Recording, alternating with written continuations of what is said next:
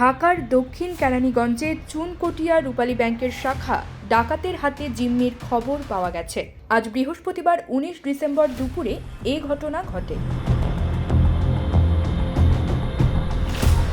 প্রত্যক্ষদর্শীরা জানিয়েছেন, দুপুরের দিকে ব্যাংকের ভেতরে ডাকাত ঢুকেছে খবর পেয়ে লোকজন জড়ো হতে শুরু করে।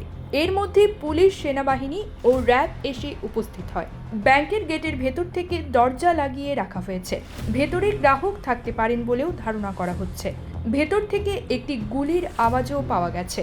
ব্যাংকের ভেতরে কর্মকর্তা, কর্মচারী সহ উপস্থিত সবাইকে ডাকাত দল জিম্মি করে রেখেছে। তবে শেষ পর্যন্ত ঢাকার কেরানীগঞ্জে রূপালী ব্যাংকে হানা দেওয়া ডাকাতরা 3.5 ঘন্টা পর আত্মসমর্পণ করেছে। জিম্মি দশা থেকে অক্ষত অবস্থায় মুক্ত হয়েছে গ্রাহক কর্মীদের সবাই। রাত 10-এর সিনিয়র সহকারী পুলিশ সুপার তাপস কর্মকার বলেন, রূপালী ব্যাংকে ঢুকে 15 লাখ টাকা দাবি করা 3 ডাকাত 3টি আগ্নেয়াস্ত্র সহ যৌথ বাহিনীর কাছে আত্মসমর্পণ করেছে। তাদেরকে কেরানীগঞ্জ থানায় নিয়ে যাওয়া হয়েছে।